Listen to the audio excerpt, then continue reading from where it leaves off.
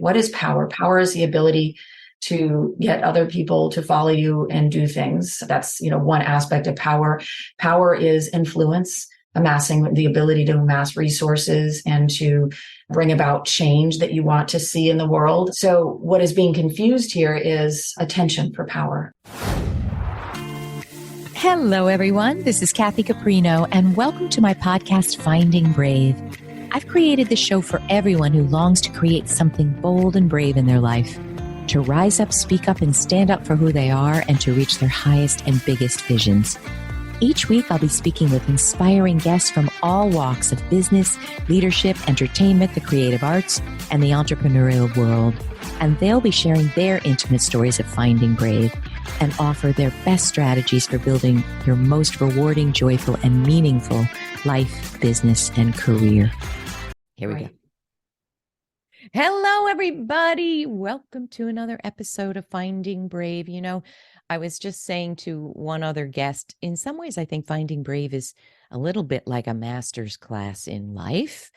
And this episode with the amazing Caroline Heldman is no different. We are digging into such an important topic. And I frankly think it's an underrepresented topic. I don't think we're hearing about it in the way you talk about it, in the way you have studied and learned about it and have, dedicated a lot of your work life to it. So without further ado here, first of all, thank you again for taking the time. I know you have two shows that you're commentating on today. Thank you for being here, Caroline. It is a joy to be with you, Kathy. Thank you so much. Oh, my pleasure. All right. Now I'm going to read Caroline's bio. Hold on to your hat here. It's so inspiring. Here we go.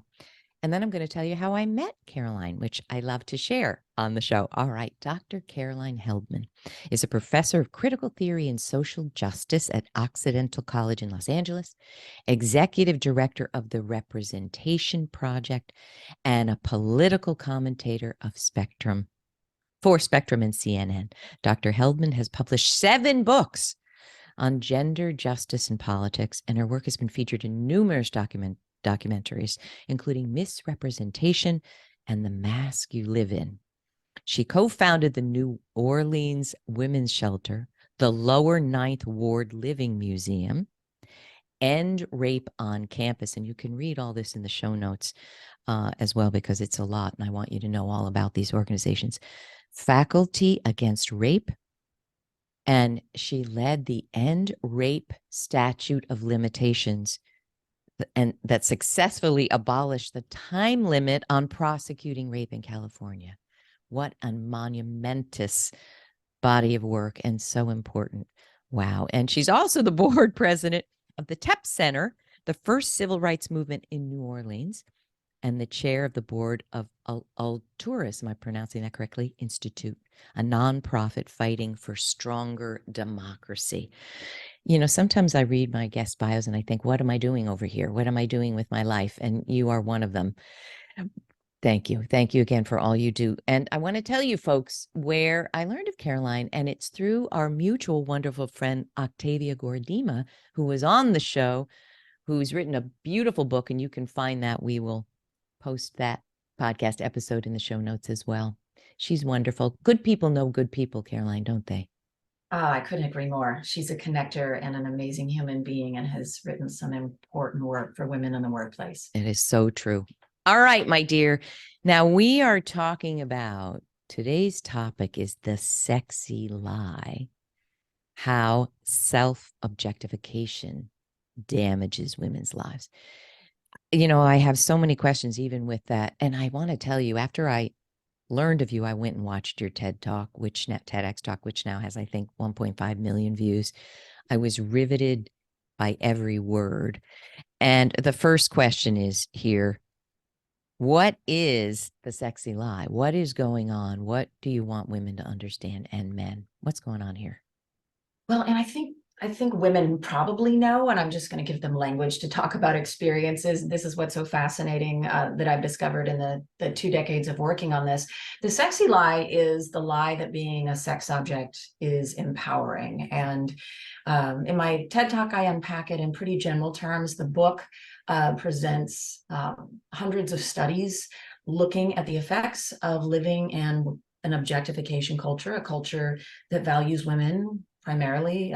It sexually objectifies us, values us for the way that we look.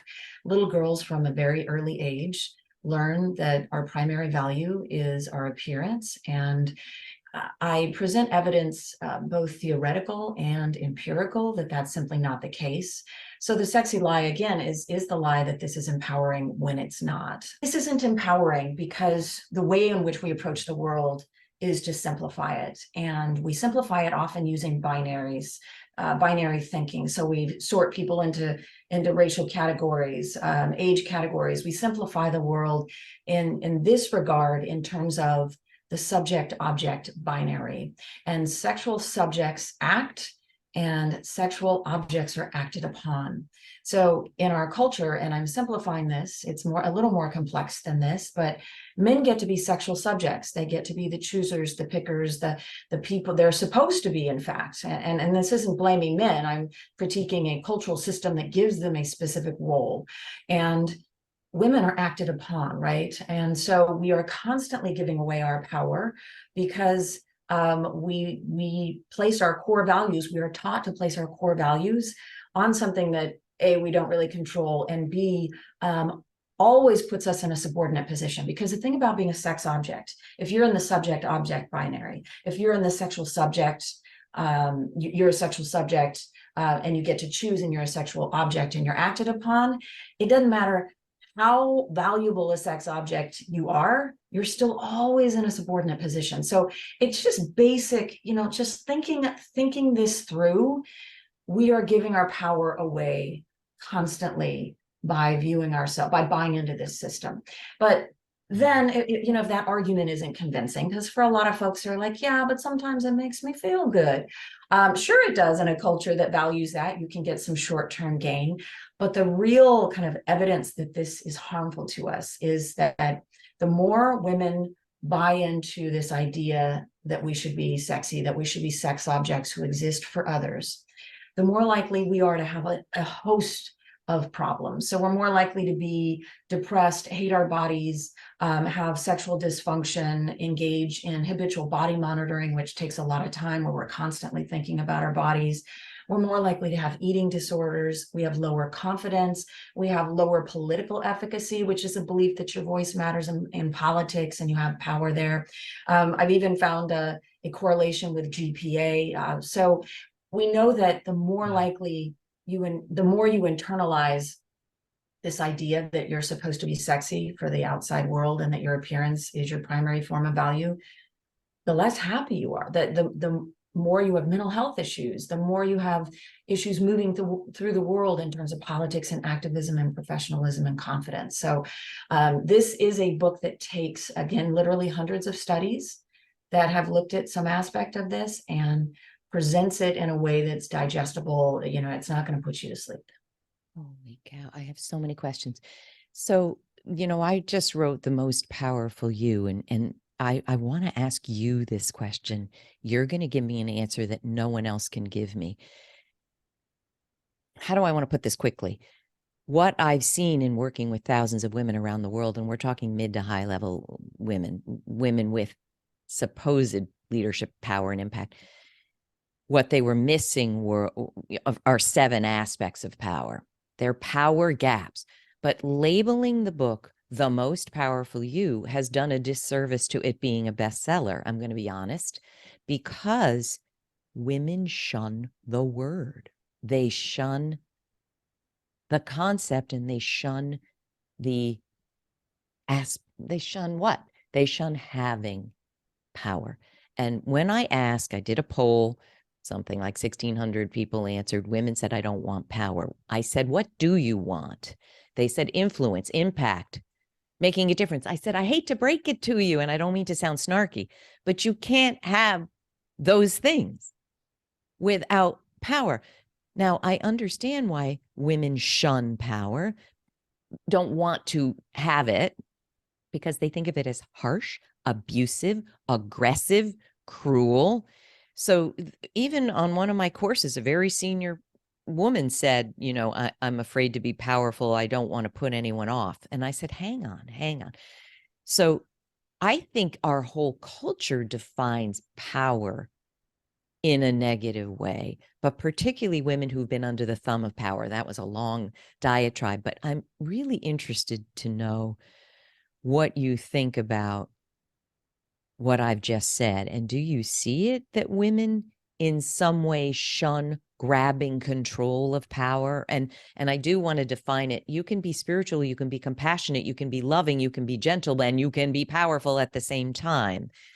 But what do you think about all of that I just said? What do you see? Kathy, the first thing that jumps to mind is some of the work I've done on presidential leadership. Mm-hmm. And we define the presidency in very masculine terms. And I think it's very similar to defining power in very masculine terms. And it's not just how it's exercised or how we define it, it's who's supposed to hold it. And so it doesn't surprise me at all that women are shunning that word, because and the response you got from the one woman you mentioned was, I don't want to offend people. If you take that, peel back a layer, I think what she's saying is that power is defined as masculine. And when women assume masculine, things that are defined for men and are masculine, then it is held against them. And we saw this so clearly. I'll go across the political aisle here. I love this, the 2008 election, looking at Sarah Palin and Hillary Clinton. And both of them tried to do this very delicate dance where, because we think of the presidency, the most powerful office, in the world, we view it in such hyper masculine terms, and that has everything to do with the way in which we think about power and masculinity. Because of that, they had to be both properly masculine in order to be respected and competitive in that realm. But then the moment they did that, it was held against them that they weren't being properly feminine, and it was offensive. So Sarah Palin does this, if you imagine this like masculine feminine line down the middle, she does this she really straddles it wide. She goes hyper masculine, shooting moose, acting tough, using tough rhetoric and language. And then she does hyper feminine with her hair and her lipstick and her self-presentation. And then Hillary Clinton hugs the line more closely, right? She's wearing pantsuits and pearls, and she's, tough on in terms of foreign policy and crime and various things. But it didn't matter. Both of them got beaten up in hyper gendered, obviously gendered terms for anyone who studies this. And again, I think it's because we define power as being a male domain. And it doesn't matter what the male domain is, when it will be held against women when they enter it, which of course discourages girls and women from entering these realms, whether it's STEM, tech, politics, you name it, power. And then when they get there, they're held to a different standard. And so they leave at higher rates. And so, yeah, you're right. It's in our culture. It's in our water. It makes me cry. It makes me enraged. It makes me cry. It's a system we're born into. And, I'm 63 years old and I have a 28-year-old daughter and 25-year-old son. Not much has changed. I mean, in certain areas, like you couldn't get a credit card in your name if you were married. It's 1972 if you were a woman without your husband co-signing. So yes, things have changed, but not really. Well, things have changed in terms of access, but things haven't changed in terms of our lack of value. I would argue it's actually gotten worse in some ways. And I'm not a pessimist, and I would agree with you. We can go through socially, women have made great strides. Politically, we're celebrating and cheering that we're now 25% of Congress, up significantly from a few decades ago, even though we're 51% of the population and it'll take us a couple hundred years to achieve parity. We've made progress. We are now moving, into CEO positions like never before in Fortune 500 companies just in the last 5 years. Not to say we'll be achieving parity anytime soon. What is it? 18 out of the Fortune 500, but it's still 11%. A massive improvement. We can agree on that, but at the end of the day, women are still treated as second-class citizens in fundamental ways, and especially marginalized women, especially, women of color, disabled women, queer women, fat women. I'm not using that as an insult. I'm reclaiming that term as a descriptive term. I do a lot of work around pushing back against fat phobia. Older women experience it, poor women. So we are still devalued. And how do we know this? Because 1 in 6 women will experience sexual violence over the course of her lifetime, and only 1% of rapists ever sees a day inside a jail cell. Our value in our culture, you can look to see how, basic things like bodily protection come into play. So, and I would argue that in terms of our value in sexual objectification, we now openly embrace it. We don't even see it. And so in that sense, it's gotten much worse. And do you think social media has a lot to do with it? Because we're bombarded with pictures of, what do you want to call it? A lot of body, scantily clad. There it is. And, some friends of my family, I'm seeing what men and women actually, but it's such an objectification, and somehow they're proud of it. So can we talk about when you say some women say, no, it is empowering? And I'm guessing I know what they mean. Let me take a stab. They feel like they're grabbing control of how they are presenting themselves, and they are understanding they're being objectified, but they feel powerful in that there's some degree of control about what they are eliciting, that they know they're eliciting. Is that on the mark at all? Absolutely. But I think the confusion gets back to this word power, right? What is power? Power is the ability to get other people to follow you and do things. That's, one aspect of power.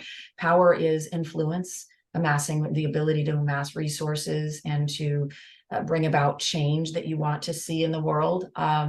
So what is being confused here is attention for power. Attention is not power, especially fleeting attention, unless you can monetize it. And are people increasingly able to monetize it? Yes. Is it still an incredibly small percentage of the population? Yes. The only people who really get power from sexual objectification are celebrities. And that's, 0.00003% of the population, meaning that they are taking attention and they are translating it into some sort of social, political, or economic power.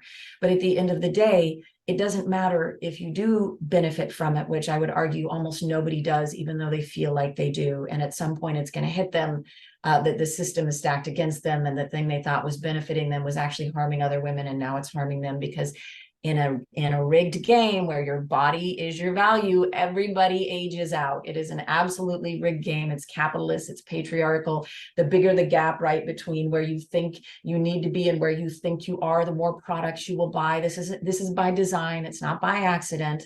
At the end of the day, it's not empowering. And I'm not going to name specific celebrities, because even though I do in the book, my critique is about, not about criticizing the women who are benefiting, the very few who are benefiting from the system. I would argue at great personal expense if you look at their personal stories.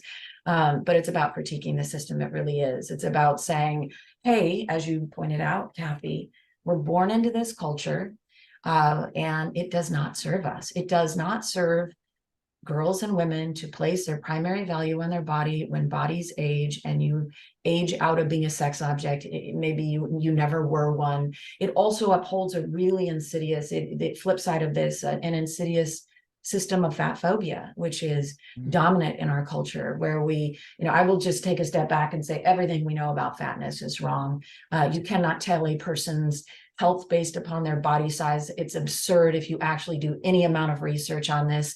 And yet the medical establishment, but more specifically, the $60 billion a year health, fitness, and diet industry have convinced us that somehow we are morally superior if we're straight size, that it is our job to be critical of people who are fat. It creates a horrible world, one I don't want to live in. And that's the flip side of the sexy lie, right? Which is that if you can be totally left out of being considered a sex object. And I will complicate that by saying a lot of people are attracted to fat folks. They just have to be on the down low about it, which speaks to the fact that they're not allowed to be valuable. And, you know, fat folks are not allowed to be valuable in our culture, and especially women. But I could talk all day about how these systems are harming folks on an everyday basis. Wow. This is going to be hard for me not to talk to you for 4 hours. I'm going to rail questions at you. And I know you're used to this as a political analyst. It's really what I want to understand. It's the nuances. Can we go back to when you said a very small percentage of women are earning money, monetizing their sexual objectification? I have even a problem. I'm not judging. This is not about judging. This is about understanding and seeing what is healthy and happy. And obviously, there are a million definitions of that. But I have a problem with, okay, she made $1 million on Instagram showing her breasts and her butt. Do you consider that power, having made a lot of money monetizing that? So yes and no. I think it's complicated. Yeah, I'd love to hear the complications. So the power would be amassing resources so that you can do things that you want to do and have influence. So it's resources that could facilitate power. At the same time, you are if you're a woman who's doing this or a person who's doing this, you're reinforcing the idea that that is how women should be valued. And this isn't something that's natural. I just really want to bust the myth that it's like, oh, sex sells. I break this down in the book. That's not what's being sold here. What's being sold here is actually a sense of entitlement and power. But let me get to that. If it was simply sex selling, right? And we know now that about 7% of women are gay, and the remainder identify as heterosexual. So we know that 9 in 10 women are heterosexual, and we know that we're sexual beings. We know that while there's a difference in sex drives, both men and women think about sex a lot, and the difference is very, very slim. So if it was just about selling sex and sex selling, then we would see scantily clad images of men all over the place trying to sell things to heterosexual women. And the fact that that isn't the case, we have to ask ourselves, what's the difference here? And I would argue it's because men are surrounded by images of scantily clad women because they constantly remind them that they are sexual subjects. They are in a position of power. And for women, where do you see women in women's content? You open up a women's magazine, there she is. What are women learning from that? They're learning how to be ideal sex objects for the heterosexual male gaze. And so it's all about power.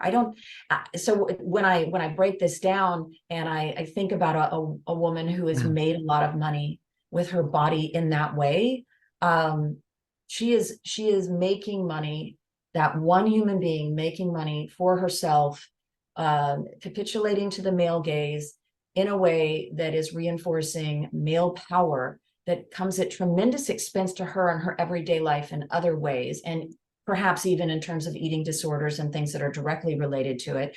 But ultimately, sure, is there a moment of power? Is there a moment of making $1 million? Yes, at the expense of what? Our standing in society. It's not a minor thing. You are right on in every possible way. And in your TED talk, you say that very thing, which made me think, what? Wait a minute. Did I get this right, Caroline? You said if it were just sex sells, then magazines for men would have scantily clad women, but magazines for women would have scantily clad men. And everything, sides of buses, you name it. You know, we're not having that, are we? We are not. That was really a revelation. I interviewed an amazing therapist, Terry Real, who talked about patriarchy, and he said just what you said. Patriarchy is the water we swim in, and we're the fish, and fish don't see water. And, here I am working somewhat in this area of empowering women as much as I know how to do. And that one statement really blew my socks off. So I think you're getting the sense of the scope of the problem. And I have a feeling we're going to hear a lot. Like, this is coming out, I think, in the fall, but just recently on LinkedIn, I saw on TikTok a 2-minute, it was from a series, it's a video from the series Inside Man, Netflix, and it was in the UK, and it was a depiction. It was a, fictionalized story, I believe.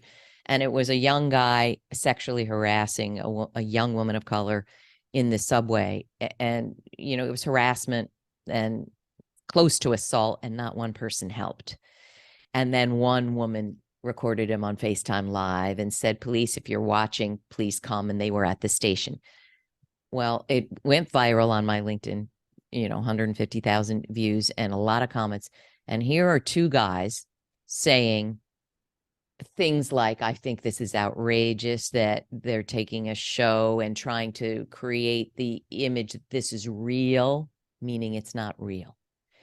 And one guy said, "Look, this would not happen." And I said, I'm sorry to, respectfully speaking, here's the statistics in America about how many women are raped. And I was chased and I felt close to being raped in Central Park. And I talk about the terror of that. Oh, so and sorry. He writes back, angry at me, "Who cares about the US? I live in the UK." Wow. And what was clear is, and I wasn't going to take him on, but other people took him on. What's clear is, yes, it was a small percentage, but there are men and potentially women who are reacting with anger and needing to believe that what you are talking about is not true, that what I shared is not true, that women aren't getting treated like that. But all you have to be is a woman and talk to a woman for 1 second and know that it's happening at a catastrophically huge level, right? Why something that might feel a kind of surface or frivolous, like sexual objectification, is actually an incredibly difficult, deep, influential, and intractable problem, right? The reason this is so important is if you look at the history of violence against groups, dehumanization is the first step in violence against that group. So what does sexual objectification do? Sexual objectification is the process of turning a human being into an object, one who exists for your sexual pleasure, whether visually or otherwise. And so sexual objectification that turns a human being into an object for your sexual pleasure is inherently dehumanizing. It moves them from the category of human to the category of object. And dehumanization is the first step in violence toward a group. And so it does not surprise me that we have an epidemic of sexual violence against women globally. 1 in 3 women globally will face some form of violence, sexual or otherwise, over the course of her lifetime. And I had mentioned in the US, it's 1 in 6 will face sexual violence. And it's important to note that Native and Black women in particular face much higher rates than women of other races. So while it might seem like a fluffy topic talking about celebrities, the impact of this is really deep, and it's really awful in ways that I actually think that girls and women have an inkling of. I do think that we feel the pressures, we certainly feel it in terms of eating disorder and depression and the habitual body monitoring, right? This idea that you're constantly thinking about how your body looks to the outside world. I mean, we spend so much time worried about how we look to complete strangers that researchers at the University of Michigan found that the amount of time we spend thinking about our bodies over the course of our lifetime as women, we could earn 3 PhDs. No. And I think while that stat is shocking, I don't actually think it's news to women. No. I think it's news to men. I think men don't understand how the culture they've been born into causes us to constantly self-surveil our bodies, but it also harms our relationships. It causes us to distance ourselves intergenerationally. So when we're younger, there's a distance between young women and old women, I think wouldn't exist if body wasn't the way we measured our value. it also causes us to be competitive with other women. You know, I mentioned in the TED Talk, we go into a party and we know where we are in the pretty girl pecking order. And this is news to no woman. This is the thing. And I have published on this for 2 decades. I know it's controversial in some sense, and I can talk about that controversy, but at the end of the day, I don't know a woman with whom this doesn't resonate. And it doesn't matter what your sexuality is. I mean, you're living in this culture, you're experiencing this. The big pushback is, wait a minute, isn't this happening? You know, aren't women controlling their sexuality? Didn't we have the sexual revolution? And isn't this what the sexual revolution gave us? And I push back in 2 ways. This is not what the sexual revolution gave us. This is what marketers and capitalists gave us in response to the sexual revolution. This is not about women's sexual pleasure. This is about feeling bad about our bodies and buying more stuff because of it. And that's the bottom line of what this is about. Whether we're spending money on services, we're spending money on goods, that's what this is about. Because if it was about our sexual pleasure, then one basic thing, the more women internalize objectification, the less they're satisfied with their sex lives, the more sexual dysfunction they have. So if this was really about our sexual pleasure, we would see the 2 combined, but we don't. And I would take it a step further and say there's a big difference between being sexy, which means your sexuality exists for other people, and being sexual, which means it exists for you.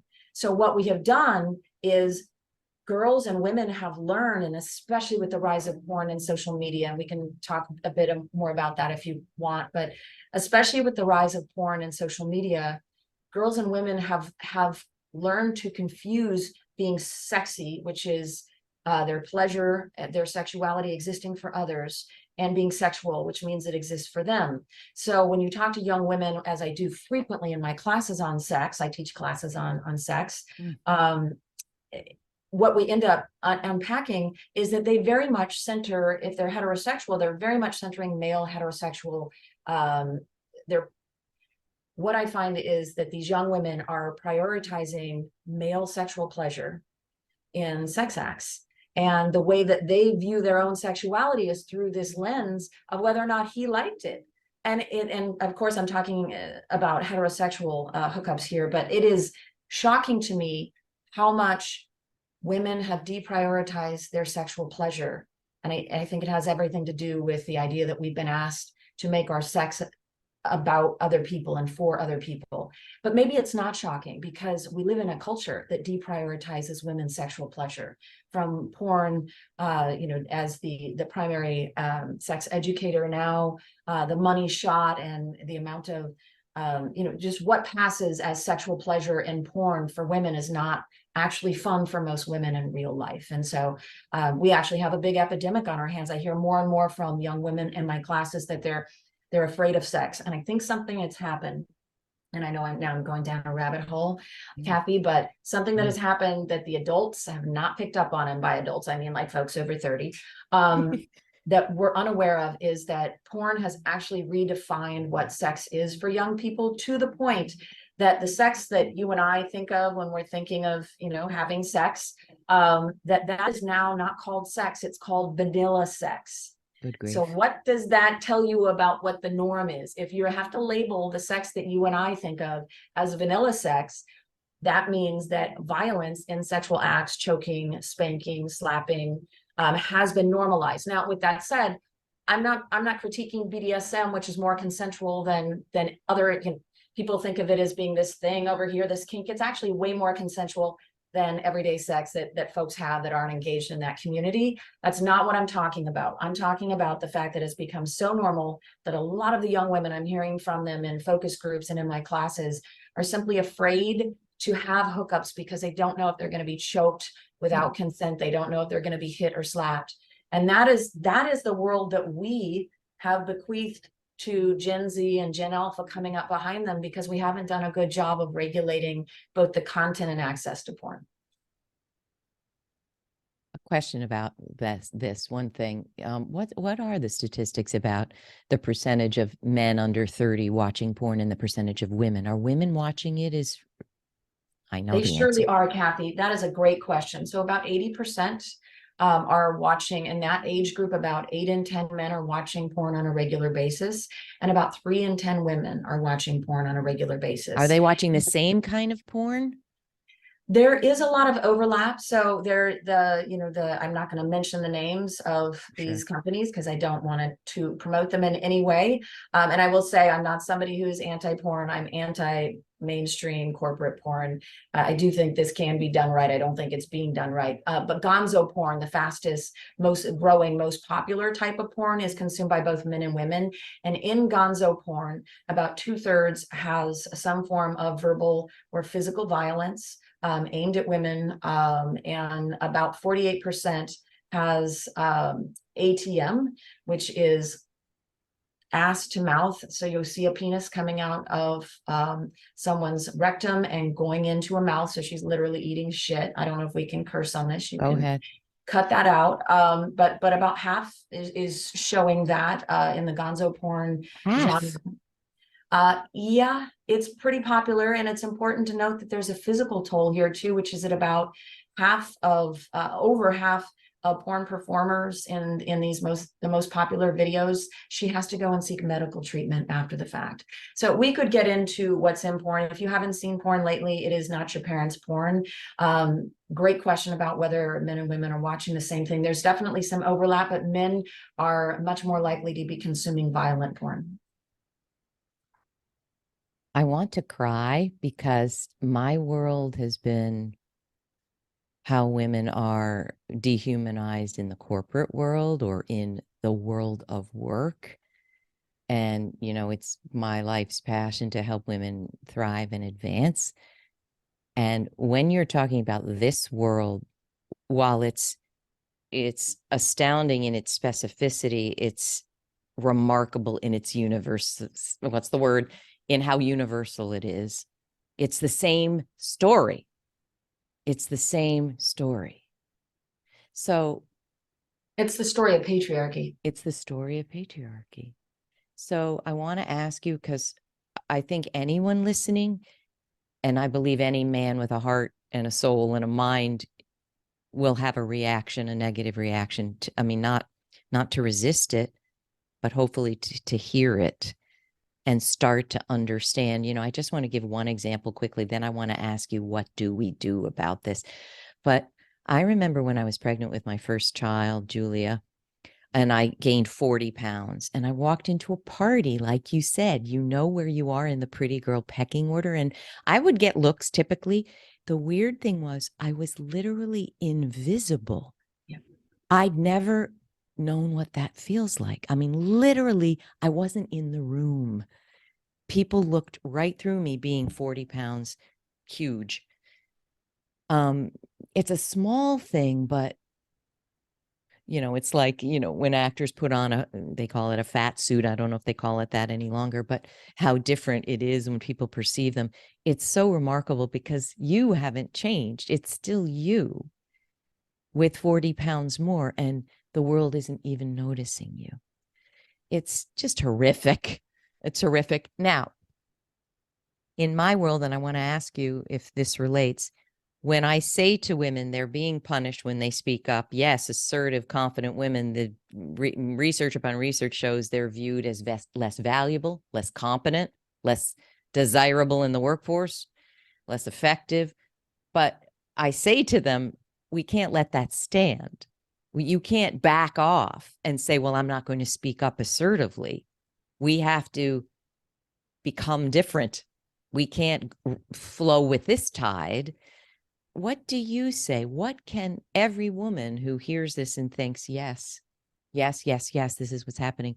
How do we deal with this? How do we navigate this? I think a really important first step is to recognize how much you've internalized the sexy lie and how it is affecting you on a day-to-day basis. And I put together in the book the 7-day cleanse, right, of how what you might do to kind of a palate cleanser, if you will. It'll help you spot how the sexy lie is showing up. So I put together things like journaling about the habitual body monitoring tape. So anytime the negative self-talk, anytime you're talking about, in your head about other women, the competition, all of that. So journaling that. Another thing is part of this cleanse, and I hope it's something that people just do, women just do in general, which is anytime you see a woman who's a really valuable sex object, she has faced a lot of scrutiny and competition from other women and probably doesn't trust them and probably has had bad experiences. And so wherever you are in the pretty girl pecking order, can we just say, reach out. Don't be competitive, be collaborative, find, have that moment. Do the same thing intergenerationally, very explicitly. If you're a younger woman, reach out as, strangers in public. Develop a connection with them. Don't view them, right? Don't view them as competition, and don't erase them. And the erasure comes when you're an old woman and when you're a fat woman, right? And so you talked about putting on weight and having that experience of erasure, and it's very real. And for every young woman who thinks this isn't going to happen to her, I have news for you. Time marches on. It absolutely will. We all think that we're going to, get this little valuable pot of attention from strangers we've never met, and that's going to sustain us. Just recognizing it doesn't mean anything either, right? And also, it's not going to be around forever. And so it does really especially harm the women. It's weird to say that the system harms women who are in it, and the system harms women who are not in it, who are not valuable sex objects.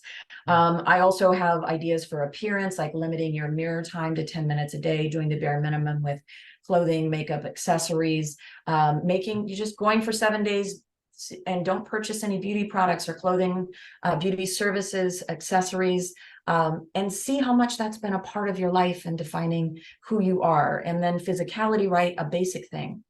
Eat when you're hungry. So many of us, 2/3 of women, have disordered eating, where we're constantly limiting our caloric intake. Exercising and being active and taking up space. So it's this idea Sarah Mernon had that little girls view their bodies as these projects to work on and constantly be improved, and little boys view their bodies as these tools to master their environment. We want to get there. So doing parkour in public, feeling your body as this vehicle, as this tool to get you from point A to point B, or to help you accomplish what you want in life. And then what do you do with all this time and energy that you're not burning on, beauty culture? Identifying your core values, crafting a personal mission statement, setting 1 year and 5 year goals, spending your time learning things that matter, write a book on feminism, watching a film directed by a woman, signing up for a feminist newsletter, creating content. So breaking away from this, again, all this kind of first step, right, is vital, because it actually drains us constantly, emotionally, and sometimes even physically, if we're not eating, for example, or we're over exercising because we have disordered ideas about our bodies. It will give you so much more energy. It'll free up a lot of mental space. And then on a structural level, there are all sorts of things we can do, right? We can do everyday acts of resistance. One of my favorite everyday acts of resistance is to stop yourself from passing this baton of beauty culture to the next generation. And we do it constantly. Stop yourself from saying perhaps the most damaging thing you can say to a little girl.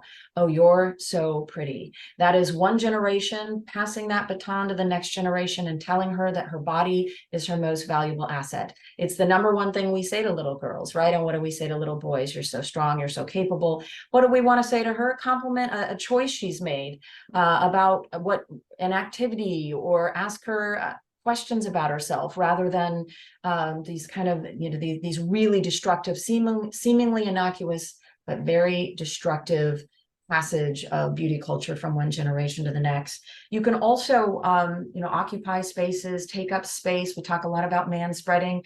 I think women also physically are very, in public often, are very contained. Don't be contained. Your body is your vehicle. It's your tool. Like, just live in it. In terms of other structural things we can do, consumer activism. So boycotting, socially conscious investing, letting content creators know when they have an issue, when their content is sexist, just like you would let them know if it was racist. Media activism. So creating your own content, commenting on problematic content on social media. That's something it's pretty simple to do. And then, of course, policy activism, which is really trying to hold media content creators accountable on a wider scale by passing legislation, joining a nonprofit. I run a nonprofit called the Representation Project that was founded by Jennifer Siebel Newsom, the first partner of California. And we do media critique. We hold media content creators accountable. And then, of course, you could become a journalist or an editor and news producer who puts out content that actively, rejects the sexy lie. Wow. All right, people. I'm speechless, but here's what I want to say. Don't get overwhelmed by all that you can do. Choose. I love that you said choose with yourself. Can I offer one thing, which is probably even in your book?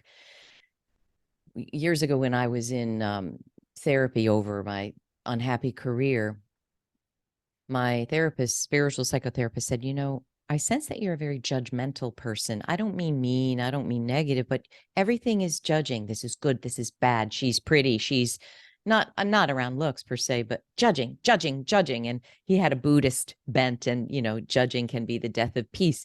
So he said, for the next week, I want you to go back. No, I want you to watch your thoughts. And every time you have a judging thought, I want you to make a mental check mark and then say, there goes one of those judging thoughts, and then let it go. I don't want you to do anything about it. The point is to separate you from your thoughts, to become aware. Well, I was just thinking about how my ex-husband, we're dear amicable friends now, but years ago he said, wow, you spend a lot of time thinking about how you look. He was floored in the same way. How did he find out our secret? I think I must have been talking about, it's weight, it's whatever. So while you were talking about all of those amazing tips and strategies, I'd also ask everybody to do this exercise, and we'll put a name to it, those self-objectifying thoughts. There goes one of those self-judging, self-objectifying, self-hating thoughts. Don't do anything about it. Just mark it. And every time you look in the mirror, and I know while you were talking, I think I look in the mirror a lot, and it's not a happy, assessment I'm making typically. It's something's not as good as I want it to be. There goes one of those thoughts. I think if we can start to stop being the fish in the water that we can't see, start seeing the water, I think it will help. What do you think? Start seeing the water. There it is. Absolutely. Recognizing and releasing. I guess that's what it is. Recognizing and releasing. Catch and release as you're in the water, to use that metaphor. Oh, I love it. And, something springs to mind, Kathy. I know a lot of your content is around professionalism in the workplace. And there is a big portion of the book dedicated to how the sexy lie affects women in the workplace. And what we know is that from experimental studies and from surveys that both men and women take women less seriously in professional settings if they are wearing clothing that is objectifying or presents, revealing clothing. We also know that the moment at which you see the image of an objectified woman, both men and women view her as being less intelligent, as less likable, as less competent. And this especially comes into play with political women, the moment at which, so Linda Lake has done research on this, and the moment at which you, in experimental settings, you comment or present an appearance aspect of a candidate, a woman candidate, immediately her competency, her perceived worth and intelligence goes down. And what's really startling are a couple of studies, neuroscience studies, one that finds that when men look at objectified images of women in calendars, that the same part of their brain goes off as when they're about to use a tool, right? So it literally is an object for use, right? So that's the part of their brain that activates. And that for men and women, we see sexually objectified women as a collection of body parts rather than as a whole person. And one more thing about all of this, Heflick and Goldberg find that we collectively, men and women, care less about the pain and suffering of objectified women than other women. We care less about their pain and suffering. And that says it all. And that's not just men engaging in this. And of course, men are born into this culture and they're in the water too. So all of this hopefully is informative for their own actions and behaviors. And I bet a lot of men are probably like, oh, right. I'm constantly looking around and being reminded that I'm in a position of power in this culture because women physically exist for me. I'm guessing men are going to probably have that click moment. But here's the thing about power. I find that a lot of people don't want to talk about this aspect of power, that when you reveal that someone has unearned privilege or power, that does not mean they're going to give it up. Right. That might actually mean that they'll maintain their position of power with greater skill because they have that knowledge. I don't think that power gives itself up. So I don't think it's enough for women to simply raise awareness about this, because let's be honest, we've been raising awareness since the 70s. This is a new incarnation, new spin on, data and arguments that have been around, that radical feminists put together in the late 60s, early 70s. I think of Jean Kilbourne's Killing Us Softly, 1978, where she was calling out sexism in advertising. So how is it that it's 2023, the problem has gotten worse, and we're still talking about it, still haven't really addressed it? Oh, Caroline, we could go on forever. I hope you will come back. Part 2, part 3, part 4. Where would we send them to soak up what you're teaching, what you're offering? Where do we send them? My website, drcarolineheldman.com, is the best place to go for the book, for other books, for TED Talks and media appearances. And it's just such a gift to talk with you, Kathy, with your empathy and your insight. It's these sorts of conversations that we need to be having so much, right, in our lives in order to navigate systems like the sexy lie. I'm so grateful to you for your work, for letting me dig in and prod around. And here I am, again, a 63-year-old woman living it every day. And I have learned so much from this conversation. I am so grateful to you for all that you're doing. Thank you again. All right, everyone. Caroline is crashingly busy, but wherever you see this, will you post a question? Will you post a comment? I'm assuming there'll be challenges. I just ask that they be respectful. They don't dehumanize. They don't see us as non-humans. Be respectful so that there can be an engaged conversation. We would love to hear your thoughts, and we would be very grateful if you would share this with at least one person who would find this valuable. We would so appreciate that. All right, everyone. Thank you again, Caroline, and have a wonderful Finding Brave 2 weeks. That's what we're asking of you, and we will see you next time. Hi, friends. Kathy here. I'm excited to share info on something I've never done before, but I hope it's really helpful. I've developed and taught 2 different courses over the past years. My 16-week Amazing Career Project course and my 8-week The Most Powerful You course. Both offer video training, a transformative career growth curriculum, tons of great resources, plus weekly live coaching calls with me. This fall, I've decided to promote them both at the same time. So you can choose which course is best for you now, or you can take them both at the same time. The Most Powerful You teaches women how to dramatically build their confidence, impact, self-esteem, and strength so that they can reach their highest potential in any career direction. The Amazing Career Project walks women through the 16 most essential steps to building a happier and more rewarding career they love. Click the links below in the show notes for a description of both and choose the one that's best for you. This is information that every professional needs to know if they want to reach their highest success and happiness. Both courses start the week of September 25th, and I can't wait to see you then. Thank you. Thanks so much for joining us today. And please don't forget to check out findingbrave.org for more programs, resources, and tips. And tune in next time for your weekly dose of Finding Brave.